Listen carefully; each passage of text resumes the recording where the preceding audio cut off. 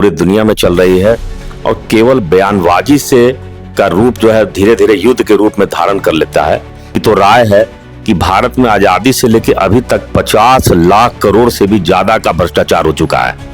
हिंदुओं के साथ जो उन्होंने भेदभाव किया बंगाल के अंदर, वहां की जनता उनसे बदला लेगी। क्योंकि मैं हूं अर्पित कुमार और आप देख रहे हैं बूम भारत। देखिए इस वक्त मौजूद पटना में है। बताते चले कि लगातार बिहार की राजनीति हो या देश की राजनीति हो या दुनिया की राजनीति हो, पूरी इस वक्त जो है सियासत गर्म ले चुकी है ईश्वर मोड़। आइए जानते हैं, हम सभी सवाल के जवाब जानेंगे, चाहे वो ईरान हो, चाहे इजराइल का मसला हो, चाहे वो राघव चड्ढा का मसला हो, चाहे बिहार के मसला हो, चाहे अन्य कहीं का भी मसला हो। सभी मुद्दों पर बातचीत करने के हमारे साथ मौजूद है भाजपा के वरिष्ठ नेता हरजीत सिंह जी है। आइए इनसे जानते हैं, सीधे जुड़ते हैं। बहुत बहुत स्वागत है सर। क्या कहिएगा, जिस प्रकार से ईरान और इजराइल जो है युद्ध की स्थिति में चला गया, लगातार युद्ध हो रहा है, इजराइल के साथ अमेरिका आ गया है, क्या होगा अब? देखिए, ये दुनिया जो है शांति से चलेगी अगर पूरी दुनिया में जो इस समय जो माहौल बनाया जा रहा है कि इस्लामिक वर्सेस ऑल का जो माहौल बनाया जा रहा है, ये दुनिया के लिए चिंता का विषय है। क्योंकि ये दुनिया शांति से चलती है और तमाम दुनिया को साथ में मिलकर लोगों के विकास के बारे में सोचना चाहिए, लोगों की उन्नति के बारे में सोचना चाहिए। और प्रतिष्ठा का विषय अगर बनाइएगा तो ये संसार में कभी भी शांति नहीं हो सकती है। और जिस तरह से ये वर्चस्व की लड़ाई पूरी दुनिया में चल रही है और केवल बयानबाजी से का रूप जो है धीरे धीरे युद्ध के रूप में धारण कर लेता है, लेकिन आम लोगों को इसका जो है खामियाजा भुगतना पड़ता है। और वही चीज ईरान के साथ भी हुई है। चलिए सर, जिस प्रकार से आपकी सरकार भाजपा एनडीए की सरकार ने बोला कि 5 वर्ष में जो है 1 करोड़ नौकरी देंगे, रोजगार देंगे, तो क्या 5 वर्ष में 1 करोड़ नौकरी और रोजगार मिल पाया है सर? हो पाएगा? देखिए, हमारी सरकार विकास के पायदान पर नित्य नए रिकॉर्ड बना रही है और चारों तरफ जो विकास की नदियां बह रही हैं, उनका मुख्य उद्देश्य यही है। ये विकास केवल बिहार की जनता के लिए नहीं है, इसलिए है कि ताकि इंफ्रास्ट्रक्चर को इतना मजबूत किया जाए कि जो भी विदेशी पूंजी हमारे यहाँ तभी आएगा या कोई भी पूंजी निवेशक बिहार में इन्वेस्ट तभी करेगा जब उनको विकास की धारा दिखाई देगी। चारों तरफ जो है पुल पुलियों का जब निर्माण होगा, तभी वो इंफ्रास्ट्रक्चर जब मजबूत होगा तब वो पूंजी लगाते हैं बिहार में। लेकिन आप सब एक तरफ जो है लगातार भ्रष्टाचार पे बात करते हैं, आप लोग लगातार लालू यादव के भ्रष्टाचार पर भी आप लोगों ने बात किया, तो क्या लगता है कि मतलब वर्तमान की सरकार एनडीए की सरकार में कह रहे हैं आप विपक्ष वाले की भ्रष्टाचार चरम सीमा पर है, आप लोग झूठ मूठ के लालू यादव के ऊपर भ्रष्टाचार का आरोप लगाते रहे? देखिए, लालू जी पर तो भ्रष्टाचार सिद्ध हुआ है। अगर हमारी पार्टी के किसी नेता के ऊपर भ्रष्टाचार का आरोप है तो आपके लिए कोर्ट के दरवाजे खुले हैं। मान लिया सरकार का मौन समर्थन भी उनको है, आप कहते हैं सीबीआई या ईडी उनके समर्थन में रहती है, तो आपके लिए तो कोर्ट के दरवाजे खुले हुए हैं। जैसे लालू जी के खिलाफ चारा घोटाले में भी आपने देखा कि हमारे नेता कोर्ट गए, प्रमाण इकट्ठा किया गया, तभी तो लालू जी को सजा हुई। तो अगर आपके पास ऐसा कोई प्रमाण है किसी नेता के खिलाफ तो आप कोर्ट में प्रस्तुत करें, उनको सजा दिलाएं, कहां कोई रोक रहा है। और ये भ्रष्टाचार का जहां तक सवाल है, तो आपने देखा कि मोदी जी के रहते हुए भ्रष्टाचार किसी भी पार्टी के लिए संभव है। ना केवल भाजपा, कोई भी पार्टी अगर भ्रष्टाचार में करने से 100 बार इसलिए सोचती है कि सबको पता है कि दिल्ली में नरेंद्र मोदी जी बैठे हैं जो भ्रष्टाचारियों पर नकेल कसने के लिए जाने जाते हैं। उनका इतिहास आप उठाकर देख लें कि किस तरह से उन्होंने गुजरात की सरकार चलाई, भ्रष्टाचार मुक्त तरीके से गुजरात का विकास किया। और उसी गुजरात के विकास को देखते हुए हिंदुस्तान की जनता ने नरेंद्र मोदी जी को इस सत्ता पर की गद्दी पर बैठाया भारत के, और उसका रिजल्ट यह है कि आज भारत का विकास उसी प्रकार हो रहा है जिस तरह से पास्ट में गुजरात का चहुमुखी विकास हुआ। लेकिन सर अगर बात करें किया जाए, अगर आप कि आपकी सरकार एनडीए है और भाजपा अब तक मुख्यमंत्री नहीं बना पाई है, बड़ा सवाल है।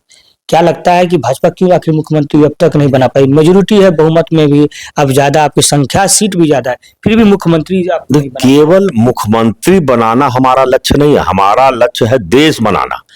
देश का विकास हमारा प्रथम लक्ष्य है।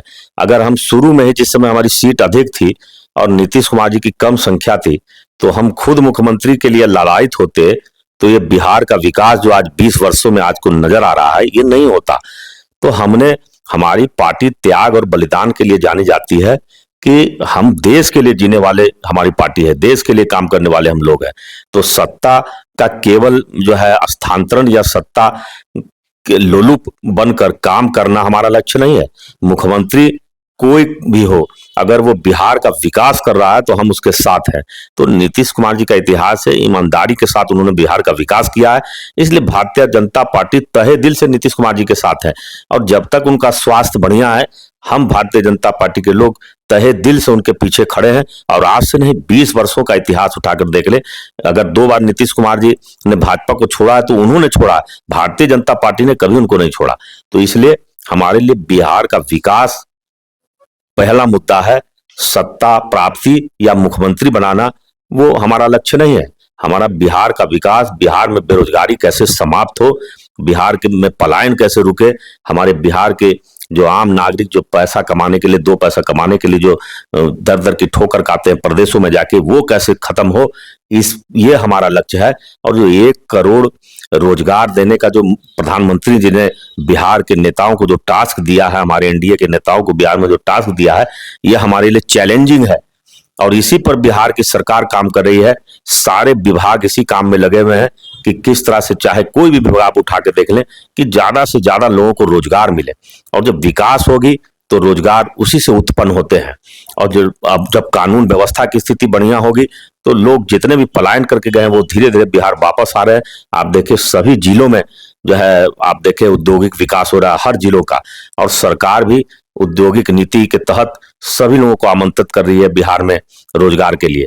तो छोटे मोटे दुकानदार से लेके उद्योगपति तक जब बिहार में वापस आ रहे हैं, पूंजी लगा रहे हैं, तो नेचुरली जो हमारे बंद उद्योग थे, जो गन्ना उद्योग हमारा पूरी तरह से ध्वस्त हो चुका था, तो फिर से जो है सब चीनी मिल चालू करने के लिए रणनीति बन रही है, उस पर बहुत सारे पॉलिसी आ रहे हैं।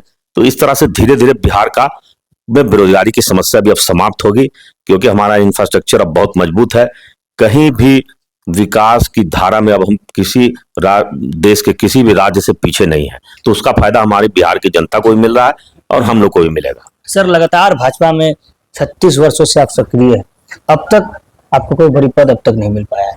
क्या आपके पद नहीं मिल पाने का अफसोस लगता है कि इतना दिन से भाजपा में है, कोई बड़ा पद नहीं मिल पाया है? सर देखिए, हमें अपने पद की से ज्यादा हम लोग जो है पार्टी में कद की चिंता करते हैं और पार्टी की कद की चिंता करते हैं, ताकि हमारी भारतीय जनता पार्टी देश के लिए जीती है, देश के जनता के लिए जीती है। तो हम आम लोगों का जीवन कैसे सुगम हो, उस पर हम लोग ज्यादा फोकस करते हैं। अपने लिए पद जब पार्टी को जब इच्छा होगी, जब पार्टी को लगेगा कि इस नेता को कुछ बनाना है, तो खुद पार्टी तय करती है। तो पार्टी में हमारे एक से एक दूरदृष्टा लोग बैठे हुए हैं, वो लोग तय करेंगे कब किसको क्या बनाना है। तो फिलहाल हम लोग का वो लक्ष्य नहीं है। हमारा लक्ष्य है कि हमारा बिहार में जो सरकार है, कैसे किस तरह से हमने बिहार को वापस पटरी पर लाया है। तो अब बिहार में बेरोजगारी की समस्या को समाप्त करके इसके लिए चहुमुखी विकास हो रहा है बिहार में। आप देखें खेलों के क्षेत्र में, चाहे फिल्म सिटी का निर्माण हो रहा है, लगभग 7 से 8 जिलों में एयरपोर्ट का, ग्रीनफील्ड एयरपोर्ट का निर्माण होने जा रहा है। तो इंफ्रास्ट्रक्चर जब इतना मजबूत होगा तो हर जिलों का विकास होगा, हर जिले में रोजगार उत्पन्न होंगे, तो लोगों का जीवन भी सुगम होगा और आर्थिक उन्नति भी होगी लोगों की। सर, एक तरफ जो है लगातार जिस प्रकार से केजरीवाल पर आप बोलते भी आ रहे हो, केजरीवाल को कल जो है क्लीन चिट मिल गया है, शराब घोटाले मामले में क्लीन चिट मिल गया है। लगातार हमलावर है कि भाजपा के द्वारा इसको षड्यंत्र की तरफ फंसाया गया था, ये जो है जनता के सामने आ गया था। क्या कहेंगे क्लीन चिट को? देखिए, इस देश में आजादी से लेके अभी तक जो अनुमान है, सभी लोग इस बात से वाकिफ हैं, खासकर एक्सपर्ट की तो राय है कि भारत में आजादी से लेके अभी तक 50 लाख करोड़ से भी ज्यादा का भ्रष्टाचार हो चुका है। 50 लाख करोड़ से भी अधिक का भ्रष्टाचार हुआ है, लेकिन कितने नेताओं को जेल हुई है। तो इस पर अब गहन विचार करना पड़ेगा, क्योंकि कोर्ट तो प्रमाण के आधार पर किसी को भी जो है दोषी साबित करती है। तो और भ्रष्टाचारी इतने चालाक होते हैं, अगर भ्रष्टाचारी चालाक नहीं होते तो देश का करोड़ों रुपया जो है स्विस बैंक में जमा नहीं होता। आप कुछ नहीं कर पा रहे हैं, हमारे हाथ बंधे हुए हैं, लेकिन इसका मतलब ये नहीं है कि उन्होंने भ्रष्टाचार नहीं किया है। को अदालत से तो कई हत्यारे भी बरी हो जाते हैं, तो इसका मतलब ये नहीं कि उसने हत्या नहीं किया है। कोर्ट को तो साक्ष्य चाहिए, गवाह चाहिए, तो इसलिए बहुत सारे ऐसे मामले हैं जिसमें 2G स्पेक्ट्रम में भी सभी लोगों को बेल भी हो गई, जेल से भी बाहर आ गए। तो जो है, तो इसका मतलब ये नहीं है कि भ्रष्टाचार नहीं हुआ। देश को इस पर विचार करना होगा, कोई ऐसा सख्त कानून बनाना होगा कि भ्रष्टाचारी जब जेल जाए तो उनको हर हाल में सजा हो। इसके लिए त्वरित और मजबूत कानून बनानी पड़ेगी और यही सरकार ये संभव कर सकती है। नरेंद्र मोदी जी की सरकार अगर ये नहीं कर पाई तो कोई भी सरकार नहीं कर पाएगी, क्योंकि भ्रष्टाचार पर नकेल लगाना इस राष्ट्र की आवश्यकता है। क्योंकि हमारे पास संसाधन सीमित है, जनसंख्या अपार है, तो लोगों का के हिस्से का धन एक दो व्यक्ति न लूट के ले जाए। इसके लिए देश में कड़े कानून की आवश्यकता है, ताकि भ्रष्टाचारी एक बार जब जेल जाए तो बाहर आने का न सोच सके। सर, कांग्रेस युवा के द्वारा जो प्रदर्शन किया गया, नग्न प्रदर्शन जिसको कहते हैं, AI समिट हो रहा था, देश में जो है विदेश के कई सारे मेहमान आए हुए थे, तो क्या ये उचित था? उचित लग रहा है कि ये? देखिए, कांग्रेसियों का मानसिक संतुलन पूरी तरह से खो गया है। देश में इतने सालों तक शासन करने के बाद भी किस तरह से देश के गौरव और सम्मान की रक्षा की जाती है, ये छोटी सी भी चीज उनको समझ में नहीं आती है। जिस तरह से राहुल गांधी का मानसिक संतुलन खो गया है, इनके नेताओं का भी मानसिक संतुलन खो गया है। अब देश में सारी दुनिया भर से लोग AI समिट में शामिल होने के लिए आए थे भारत में, और इतना बड़ा ग्लोबल सम्मेलन था भारत के अंदर, तो ये देश की प्रतिष्ठा का सवाल था।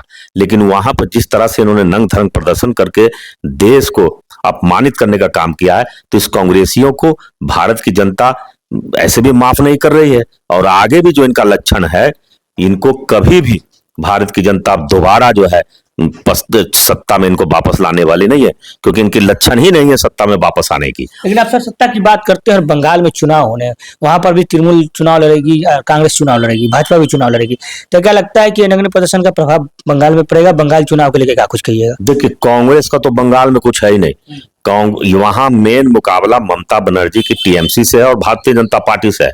वामपंथियों दल का भी जो है वो तीसरे नंबर की पार्टी है, कांग्रेस तो चौथी पांचवी नंबर की पार्टी है।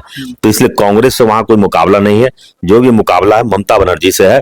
लेकिन ममता बनर्जी की सरकार से वहां की जनता पूरी तरह से तंग आ चुकी है, और इस चुनाव में ममता बनर्जी को भारी बहुमत के साथ लोग हराएंगे।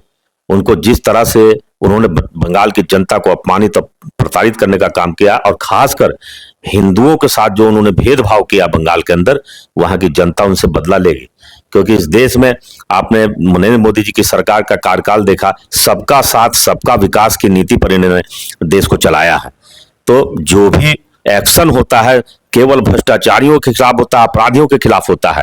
किसी खास धर्म विशेष व्यक्ति के ऊपर हमला नहीं होता है। यहाँ जो भी कार्रवाई होती है भ्रष्टाचारियों के ऊपर होती है, अपराधियों के ऊपर होती है। अपराधी किस धर्म से बिलोंग्स करते हैं उससे कोई मतलब नहीं है, अपराधी अपराधी है।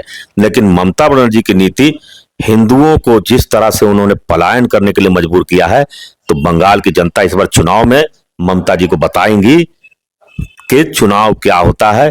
और जिस तरह से इस देश में जहां 100 करोड़ हिंदुओं के देश में आपने हिंदुओं को जिस तरह से डराने और धमकाने का काम किया बंगाल के अंदर, बंगाल की जनता इस बार आपको बताएगी। देखिए, इस वक्त हमारे साथ हरजीत सिंह मौजूद थे और कह रहे थे कि इस बार बंगाल में ममता बनर्जी को उनकी ही जनता हराएगी। तमाम बहुत सारे मुद्दे पर बातचीत हुई, चाहे वो इजराइल हो, चाहे ईरान हो, चाहे अमेरिका हो, चाहे बिहार का कोई भी मामला हो, चाहे केजरीवाल को जिस प्रकार से क्लीन चिट मिला, सभी तमाम मुद्दों पर उन्होंने अपना बातों को रखा। इनकी बातों से कितना सहमत और असहमत है, अपनी राय प्रतिक्रिया कमेंट बॉक्स में दर्ज कराइएगा। तब तक के बने रहिए हमारे साथ। आप देख रहे हैं बूम भारत पटना से। बहुत बहुत धन्यवाद।